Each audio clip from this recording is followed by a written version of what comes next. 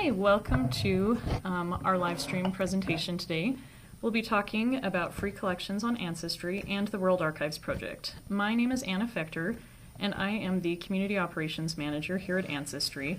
And my main responsibility currently is to manage the World Archives Project, and I've been doing that for a few years now. So we are going to start by talking about the free collections that are available on Ancestry. How you can find them is by going to the card catalog.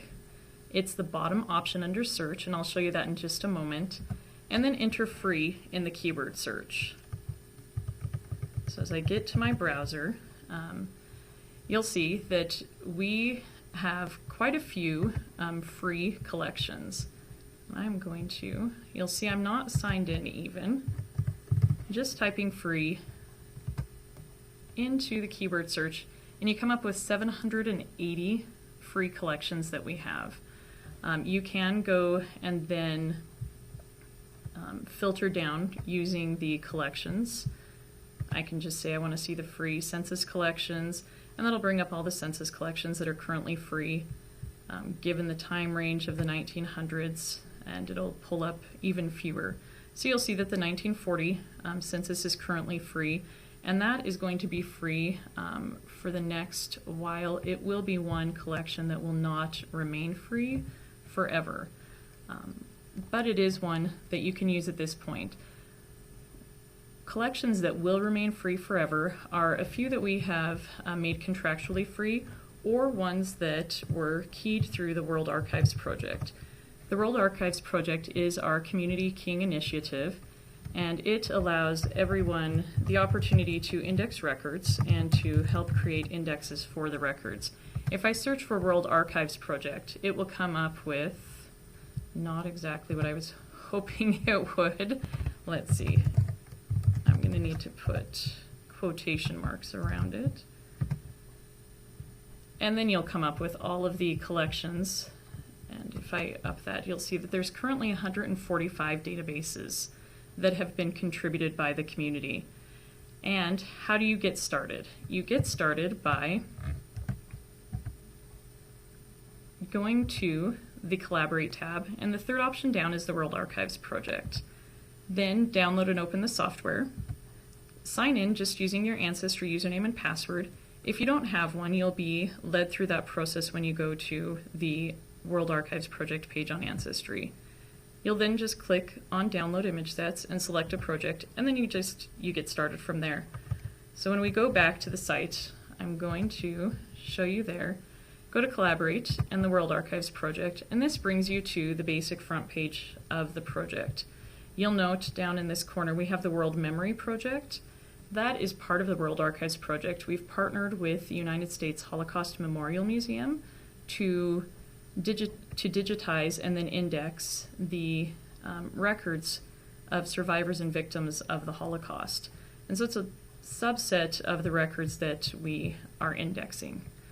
But go ahead and you click on Get Started, and it is going to lead you into joining the World Archives Project in a registration flow. If you are already a member of Ancestry, go ahead and you enter your username and password.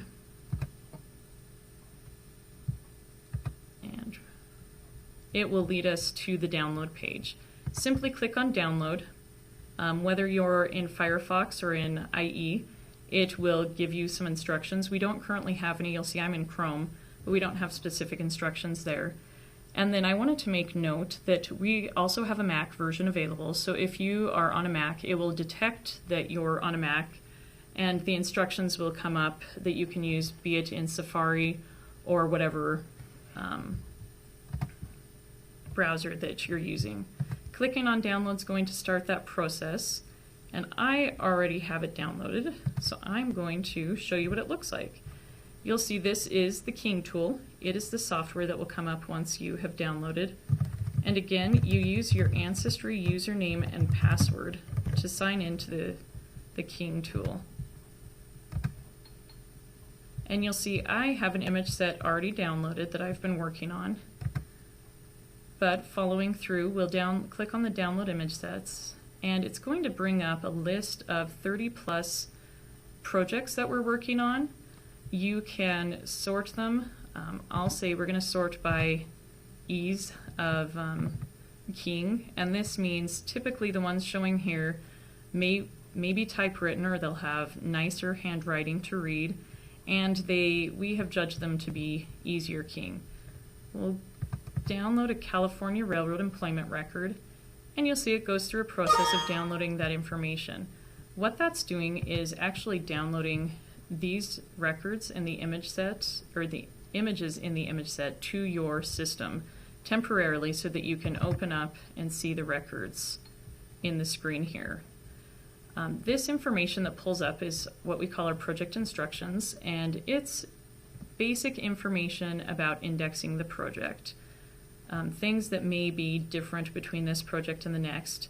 And it also has a link to the project page, which is on the Ancestry Wiki. Every one of our projects has a help page that guides you through what information is being keyed, how it's to be keyed, and it gives you image examples of how that's going to be keyed. And that information, here is the wiki, and you can see here there's the PC version, the Mac version, quite a bit of information on articles, whether it's contact support that will put you through to myself or one of the member services agents who answers our emails. The keying standards is our general guidelines on how all of the projects are going to be keyed, and that's something to make note of when you're keying, is if you have questions, that's a go-to place if the field helps don't answer those questions. And I'm going to open up the California Railroad employment records, which is what we chose to key, and you'll see here there's an example and a few other additional sample images along here of what you'll be seeing when you download those image sets. Here is an example that is noting, and it's just going to take a moment, where you'll find the information on the record. And so the keying sample shows you where you'll find the suffix and the name, where the occupation is, and where the record dates are. So it guides you through where the information will be found. So it makes it a little easier when you're looking at the record if you've already seen those images and are familiar with where the information is to be keyed. So once you open up the record, you'll see that there is a date up at the top, and you just start keying in the information, and you'll see there, I am a type ahead person. The instructions say to keep the 3-letter abbreviation, but with July and June, sometimes April, definitely May is an easier one to key because it's already 3 letters, but I tend to have to go back and correct it even myself. And then key in. Mainly we key a scene when we are creating the record because we want the index to match obviously what is on the record. We don't want to infer information other than that, and we, in this case, will just continue on keying the information. You'll note here when I'm going to go back to this, the initials are CA. I keyed it with a space in between and with no periods.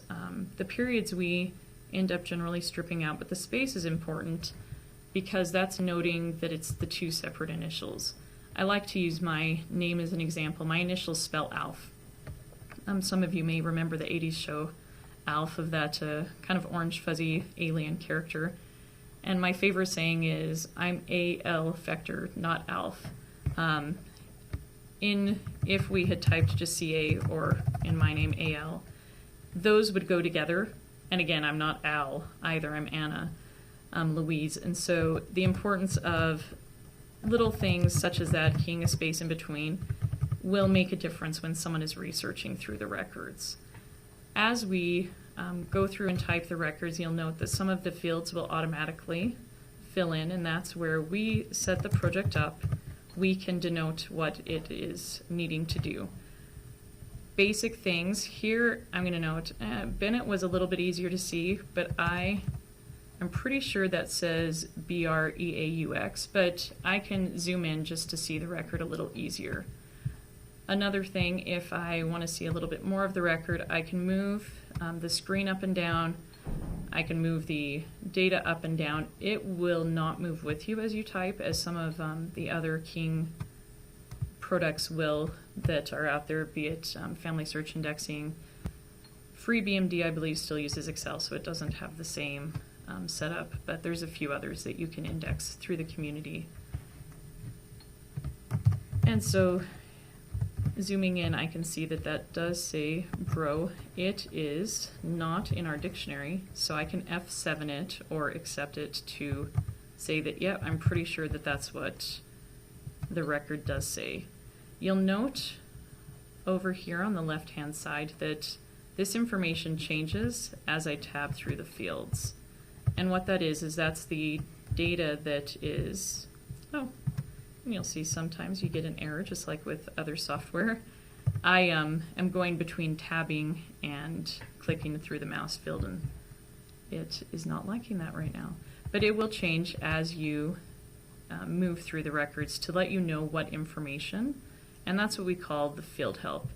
Once you've become familiar with the records, there's an arrow here, and you can simply click that to increase the size of your data entry field. And then again, you can click it to open it. Pointing out a few other things in the keying tool before we move on to some of the records is the help menu, always very helpful. Viewing the help internally, this is some information that we have in the keying tool, and then viewing the online help will bring you to the wiki. The project instructions are here. View more about the project will also bring you to the wiki. And then you'll note that there's items such as contact support, and then you'll be brought to the email entry form where you'll put in your information if you do have a question. We also have message boards that we utilize for the World Archives Project projects where you can ask questions. We have a very active, I'm just going to bring you to that. We have a very active community. There's a couple of thousand people who key on a regular basis, be it daily or weekly, and they key enough to be familiar enough with the projects that they can answer a lot of the questions that you have without contacting support. Either place, you're going to get pretty much the same and a very accurate answer. But you'll see there's a variety of topics here, and then when you go to the main World Archives Project page, it will pull up all of the different message boards that we have, but that's a great place to ask your questions. We have a Facebook page, which many people like to use Facebook. Most of you here, I'm assuming, are using it, where you can also ask questions and go to the different, I'm trying to think of the right word, the different options that we have by way of contacting and finding information. We have links to the message boards and such from the Facebook page as well. In a nutshell, that is keying with the World Archives Project, and I want to touch on some of the projects that we have keyed already. Currently, the most recent one that we completed is called Lord Morpeth's Roll. Lord Morpeth is from Ireland, and he was a government, trying to think of the right word, he sat on the government in Ireland, and they basically sent these papers out to the broader community in Ireland to have them sign as a thank you for his years of service. It is a huge roll. Literally, they taped and glued these pages together and rolled it up into a roll that's, I think, a little over a foot in diameter. And we keyed those records. You can see here, this is the records laid out. We keyed the records. It's just signatures of all of the different people, and it has received some press, and it's kind of a fun collection to do. There's a lot of variety of what we key, and you can see everything that we have keyed when you go back to the World Archives Project page. And I seem to be just having a little bit of, there we go. And click on the completed World Archives Project. I was going to say I'm having a little bit of slow internet day today. The ones in processing are ones that we've completed, both keying and reviewing. And The ones that are live, these are all live databases that we would have found on that search tab as well when we searched through for the World Archives Project. And so all of these different projects, I believe there's 145 it said, are freely accessible, free to search. And we'll just pick the New South Wales Orphan Schools Admissions. When you search on the name, let's see if there's any Smiths, it's a pretty generic name. I can click through and see the record. If you are an Ancestry member, you can also see the record. If you are an active contributor to the World Archives Project, one of the benefits is that you will be able to see any of the images for the records that have been indexed through the project, whether you're an Ancestry member or not, through your participation in the World Archives Project. One of the other benefits that is a popular benefit is a discount on Ancestry subscription, whether it's ancestry.co.uk, ancestry.com, and be it the World subscription or the basic country subscription. You receive a discount of 15% off on the World for your annual subscription, or 10% off on the country specific for that annual subscription. And all that it requires is that you key 900 records in 90 days. To give you an idea of record count, I'm signed in. I'm going to go to the main page here with one of my usernames, and you'll see this one. I'm not an active keyer. In the last 90 days, I've only keyed and reviewed about 250. Show you quickly one of my other accounts, and you'll see here I've keyed only 116, but I review a lot of the records, I think understandably because of my position. And so obviously I'm an active contributor, and it will note that you're an active contributor and lead you to where you can learn more and how you can find out about getting that discount.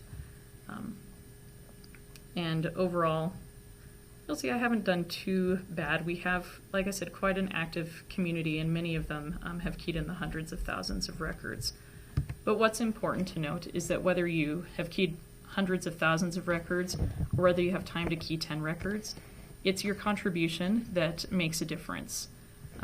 Of those 10 records, someone may have a relative in those records that is researching currently, and they're going to be just as grateful to you as they would to the next person because you keyed those 10 records and contributed to the project by doing that.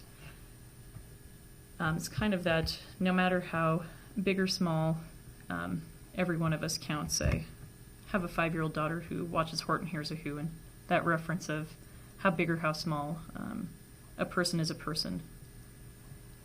But that is the basic. I'm going to go into the download image set so you can get a view of what image sets are currently available, and I'll walk through. You heard me mention reviewing. All of our projects, someone will key them, one person will key them, and then another person will review the records. Reviewing is just looking over the record, looking over what was keyed, and a more experienced keyer has that capability of downloading the review records here, you'll note, and seeing if the records match. Sometimes what happens is with a newer project, or sometimes new beginners to keying, you'll make simple mistakes. And so what they're doing is just ensuring the quality of the index.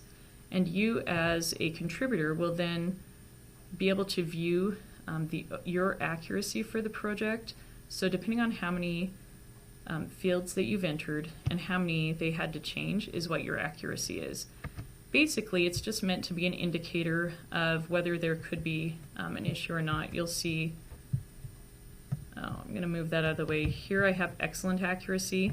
It goes up to exceptional, which currently I do not have exceptional, and that is okay. What I may have done is I may have been doing testing and made some errors, or sometimes what I do at the tail end of a project is I download the image sets and key them quickly and then review them very slowly to make sure that I've done that accurately. And every once in a while I find that I've keyed too quickly and I've entered the data in the wrong column, which happens. And those mistakes happen, and that accuracy is an indicator of where you need to look if you've done something incorrect in keying. But the review records you'll see here are the similar projects, but a little bit different image set count just based on the number that are available there. I'm going to go ahead and list all of the projects, and I'm going to list them by location so you can see which ones are in the United States. We have quite a few here. The main reason we get asked about it, but the main reason is just that records in the US are a little bit more readily available to us, and so we tend to key a few more there. In the UK, we have a few records here, be it for the USHMM, which is the World Memory Project that I referred to, or other. We have one German, and I knew that one, Lübeck, is a common one. And then for Australia, we have the Gazettes. Currently, I don't think, we don't have any Canada, or it would be listed, but we have had that.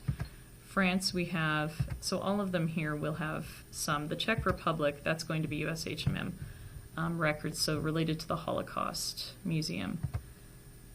But as simple as that is the World Archives Project in a nutshell. If you do have questions, I would advise you to go to the page on Ancestry, and I'll show you that again.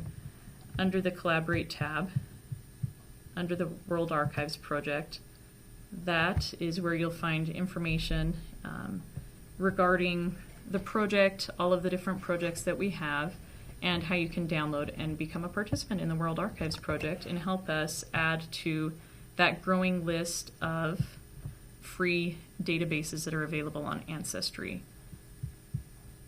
And that is our time for today. Thank you so much for joining me. And if you have questions, we will be on the live chat currently, and then I'll be on again after. And I appreciate your time. Thank you again.